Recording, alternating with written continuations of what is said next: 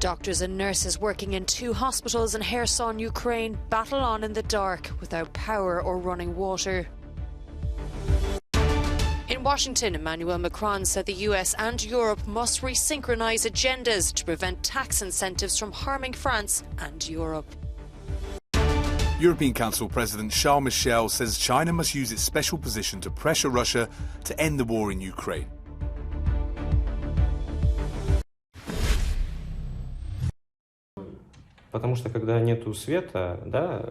Having no electricity means having no water, so doctors and nurses have to fetch water themselves. Vodnikova Hospital used to be one of Kherson's main medical facilities. Now it is struggling to meet basic needs. This is to flush the toilet, to clean the floor. Sometimes this water is used for washing. I take 1 bucket, I boil the kettle, and I wash myself. Following setbacks on the battlefield, Russia has been launching attacks against Ukraine's critical infrastructure, plunging the country's health system into darkness. This is the only maternity hospital currently operating in Kherson. Since the city was retaken by Ukrainian troops, at least 8 babies were born here. But they come into this world under very difficult circumstances. Dr. Morozov agreed to show us around the hallways and operating rooms he knows so well, but barely recognizes now. The maternity ward he's been running for 24 years is bitterly cold and dark. Incubators, sterilizing machines, and ventilators all sit idle without power. Dr. Morozov says he's never seen the place like this. How do we cope? When there's no light, we use the torch. Then we collect water in containers. We fetch it in advance. When it was really bad, we moved to the intensive care building.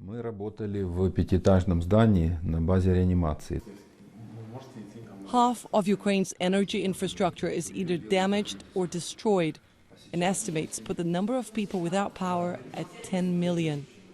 They include Marina, who gave birth 2 days ago. She says she hopes for better days for Ukraine and one of its newest residents, Valeria. We hope there will be soon. Annelise Borges in Kherson, southern Ukraine, for Euronews. Friends with many differences, but essentially friends in the face of Putin's Russia. US President Joe Biden hosted his French counterpart Emmanuel Macron at the White House.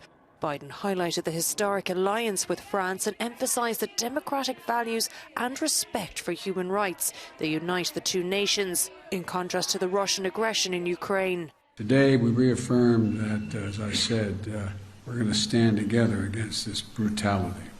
And we'll continue the strong support for the Ukrainian people as they defend their homes and their families and their nurseries, their hospitals, their sovereignty, their integrity, and against Russian aggression. Macron spoke about the looming trade war threat between Washington and Brussels. The French leader said it is necessary to resynchronize agendas to prevent the tax incentives applied to the United States from harming France and Europe. We have decided, in contact with other Europeans and the European Commission, in some way, the domino effect that the US fiscal aid can have on projects that are being developed in Europe can be solved. We want to succeed together, not against each other. France and the US share similar positions on Iran and on China. After Australia broke a multi-million-dollar submarine deal with France in favour of nuclear alternatives from the US, Biden has turned the page by throwing his first state dinner for a counterpart since taking office.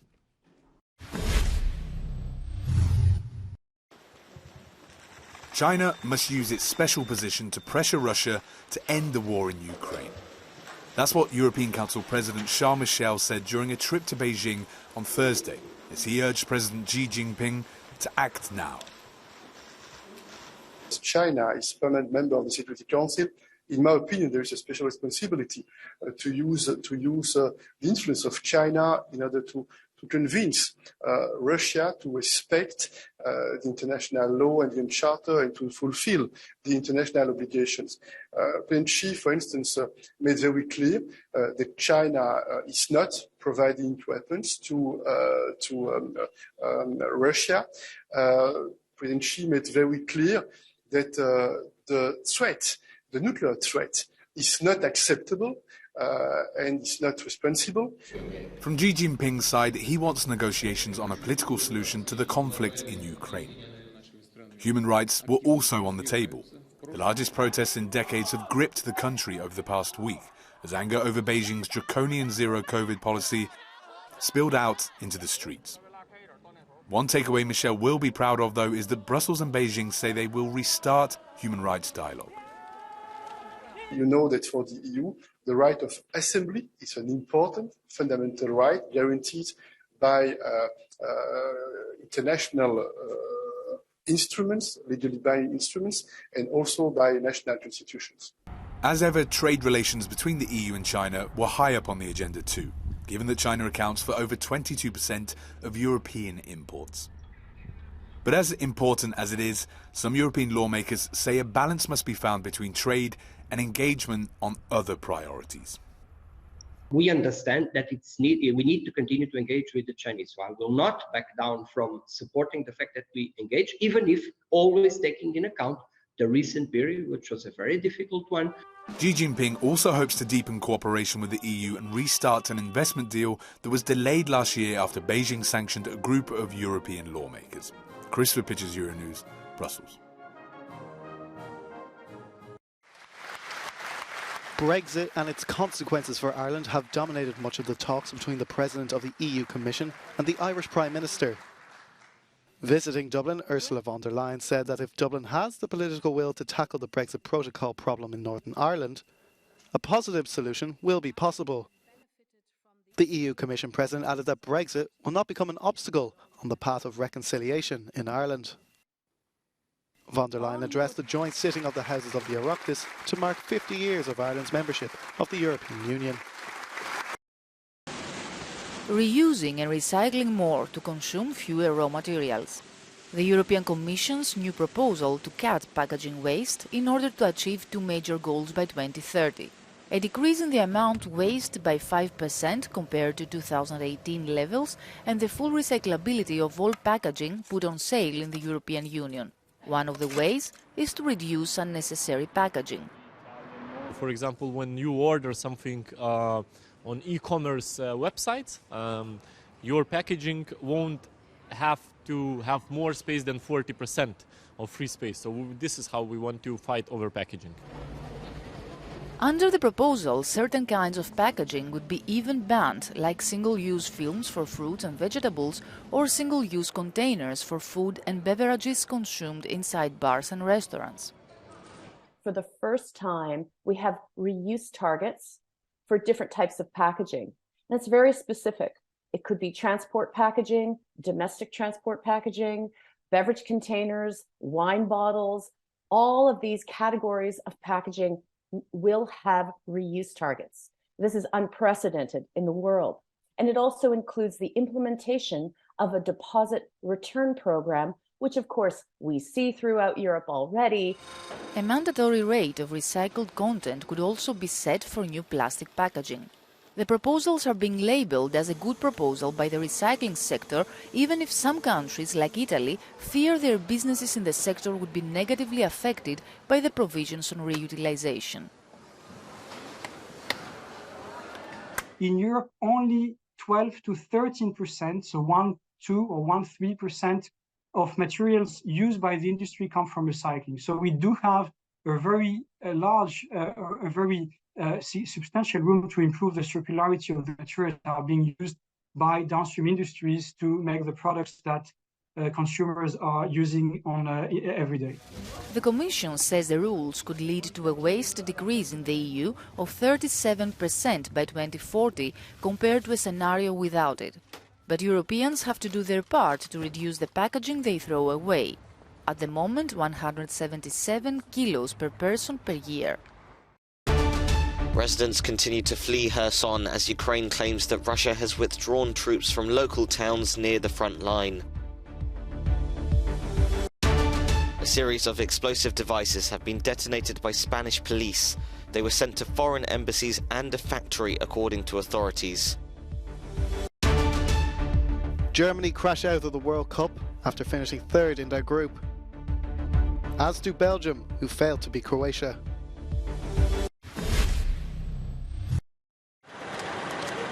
Ukraine claims that Russia has withdrawn troops from towns near the front line outside the southern city of Kherson. But at the same time, Moscow continues to shell the local population. Electricity was once again down for many residents. And as a result, civilians have continued to flee the city for areas further into the interior of Ukraine. Meanwhile, the Organization for Security and Cooperation in Europe has been meeting in Poland. It's one of the few international bodies where Russia and the West can still talk. With no signs of peace negotiations between the two sides, Ukraine's foreign minister took the opportunity to launch this appeal for justice. Without ensuring accountability for the crime of aggression against Ukraine, there would be no lasting peace and security within the OSCE. That is why a special tribunal to address the crime of aggression must be created. France is the first major Western country to explicitly support the creation of such a court. Meeting at the White House on Thursday, President Emmanuel Macron and his American counterpart Joe Biden condemned Russia's attacks on Ukraine's infrastructure. President Biden said he would be willing to talk to the Russian leader Vladimir Putin if he's ready to end the war.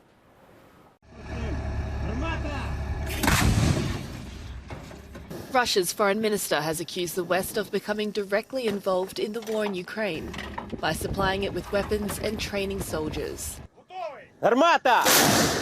Sergei Lavrov told a reporter Russian strikes on Ukrainian energy facilities were to supposedly derail shipments of Western weapons. We disable energy facilities in Ukraine that allow to pump Ukraine with deadly weapons to kill Russians. So don't say that the United States and NATO are not involved in this war. You are directly involved.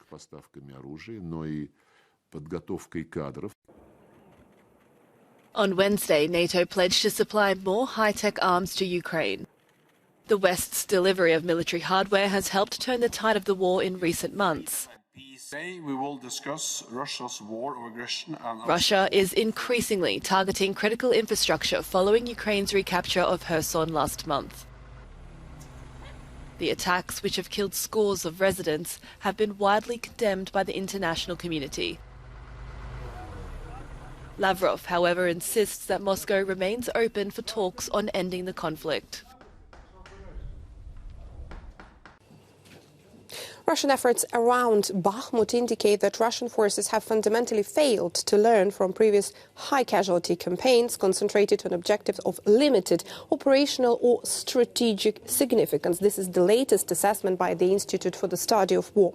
Russian forces have continually expanded combat strength on small settlements around Bakhmut since the end of May. In the following 6 months, they have only secured gains on the order of a few kilometers at a time. As the Institute for the Study of War has previously observed, Russian efforts to advance on Bakhmut have resulted in the continued attrition of Russian manpower and equipment, pinning troops on relatively insignificant settlements for weeks and months at a time. Now, this pattern of operations closely resembles the previous Russian efforts to take Severodonetsk and Lysychansk earlier in the war. As the Institute for the Study of War assessed, through June and July this year, Ukrainian forces essentially allowed Russian troops to concentrate efforts on Severodonetsk and Lysychansk, two cities near the Luhansk region border of limited operational and strategic significance, in order to capitalize on the continued degradation of Russian manpower and equipment over the course of months of grinding combat. Russian efforts in this area have remained largely stalled along the lines that they have reached in early July. Even if Russian troops continue to advance towards and within Bakhmut, and even if they force a controlled Ukrainian withdrawal from the city, as was the case in Lysychansk, Bakhmut itself offers them little operational benefit. The costs associated with 6 months of brutal grinding and attrition-based combat around Bakhmut far outweigh any operational advantage that the Russians can obtain from taking Bakhmut. On the other hand, Russian offensives around Bakhmut are consuming a significant proportion of Russia's available combat power, potentially facilitating continued Ukrainian counteroffensives elsewhere. Police in Spain have detonated a suspicious parcel at the US Embassy in Madrid. They say it contained substances similar to those used in pyrotechnics. Numerous packages have been sent to politicians and foreign embassies across the country in recent days, but police have yet to determine who's responsible. Luckily, the parcels have only resulted in one injury so far, when an employee at the Ukrainian embassy opened an envelope and suffered minor injuries to their hand. Even this weapons factory in Zaragoza in the northeast of Spain has been targeted. It makes grenades that are exported to Ukraine. Another device was received at the European Union's satellite centre, located at a Spanish airbase.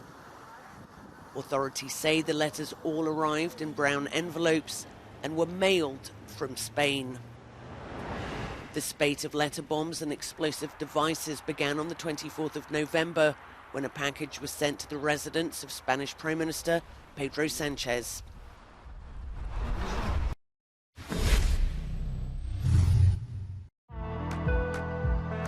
It's another disappointing campaign for Germany as they crashed out of the World Cup in the group stages, just like in 2018. It was a topsy-turvy evening for Group E, and despite beating Costa Rica 4-2, Germany will not advance due to Japan's shock win against Spain. Spain do qualify, however, on goal difference and will face Morocco in the round of 16. Japan, meanwhile, will face Croatia in the knockout round. The 2018 finalists played out a 0-0 draw with Belgium. Belgium huffed and puffed right until the end, but late chances from Romelu Lukaku went awry, meaning the European side bow out, having failed to impress.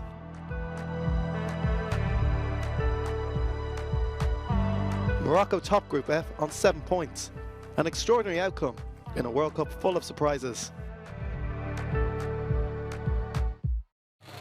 Fans of Morocco's World Cup football team clashed with police in the Netherlands last night after the North African side made it through to the competition's final 16. Police arrested at least 6 people in The Hague and several others in cities across the country. At least 1 policeman was injured. The situation was calmer in Belgium, with minimal clashes and a largely friendly atmosphere. Some fans formed a human chain to avoid direct confrontations with riot police. Last weekend, the country saw riots in a number of cities after Morocco's victory over the Belgium team. And in Paris, the mood has been festive. It's the first time Morocco has qualified for the last 16 in 36 years. They will now face Spain on Tuesday.